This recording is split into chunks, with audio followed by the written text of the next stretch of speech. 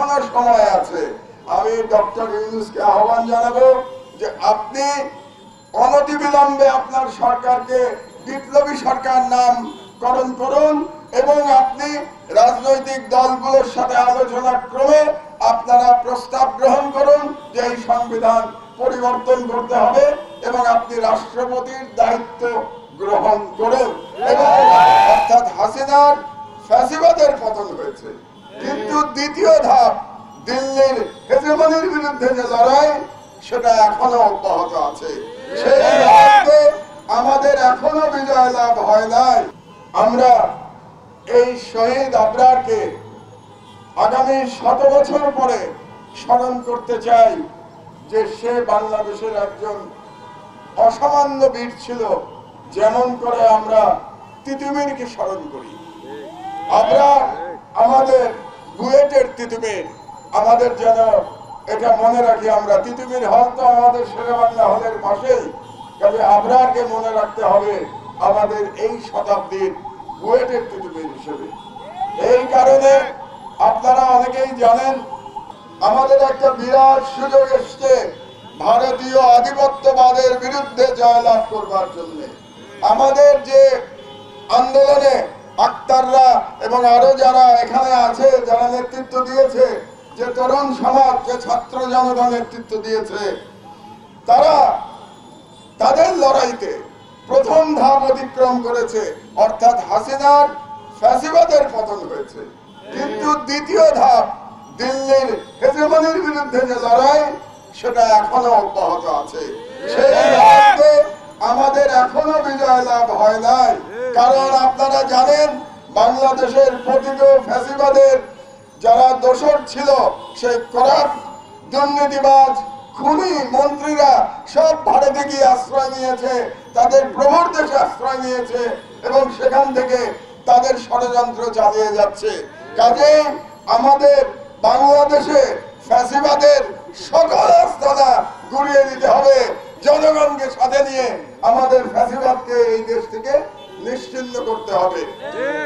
আমার বয়স হয়েছে, আমার 71 বছর বয়স হয়েছে, কিন্তু আপনাদের সাথে আজকে তরুণদের সাথে আমি দাঁড়িয়ে বলতে চাই যে আমাদের প্রতি আপনারা, আমার প্রতি আপনারা যে ভালোবাসা দেখিয়েছেন, সেই ভালোবাসার ঋণ হিসেবে আমি বলতে পারি যে বাকি জীবন যেন এই তরুণদের পাশে থেকে আমি ভারতীয় ফ্যাসিবাদের বিরুদ্ধে আমার লড়াই চালিয়ে যেতে পারি, যে লড়াই আমি গত 18 বছর ধরে আমার সাধ্য মতো আমি চালিয়ে যাচ্ছি।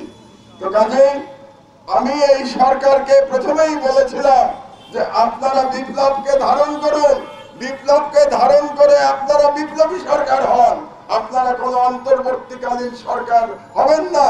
আপনারা শেখ হাসিনা এই সংবিধানকে ছুঁড়ে ফেলে দেন, ছুঁড়ে ফেলে দিয়ে আপনারা বিপ্লবী সরকার হিসেবে রাষ্ট্র পরিচালনা করেন এবং আপনারা আগামী সংসদে যেটা নির্বাচিতরা আসবেন তারা যেন বাংলাদেশের বিপ্লবের যারা মর্মবাণী ধারণ করে, সেই মর্মবাণী ধারণ করে জনগণের চাহিদা অনুযায়ী একটি নতুন সংবিধান রচনা করে। কিন্তু এই সরকার এই ভুলটি করে ফেলেছে যে তারা এই সংবিধানকে এখনো তারা বাঁচিয়ে রেখেছে। কাজেই আমি আমার আগে যে বক্তা বলে গেল সংবিধানের কথা, তার সঙ্গে আমি সম্পূর্ণ একমত। এখনো সময় আছে। আমি ডক্টর ইউনূসকে আহ্বান জানাবো যে আপনি অনতিবিলম্বে আপনার সরকারকে বিপ্লবী সরকার নামকরণ করুন এবং আপনি রাজনৈতিক দলগুলোর সাথে আলোচনা ক্রমে আপনারা প্রস্তাব গ্রহণ করুন যে এই সংবিধান পরিবর্তন করতে হবে এবং আপনি রাষ্ট্রপতির দায়িত্ব গ্রহণ করুন। এবং রাষ্ট্রপতির দায়িত্ব গ্রহণ করে আপনার কোন প্রধান উপদেষ্টার দরকার নাই, আপনি কাউন্সিল অফ অ্যাডভাইজার্স করুন।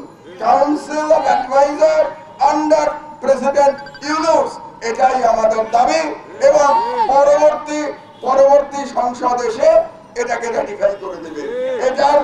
এটার পূর্ব অভিজ্ঞতা আছে আমাদের।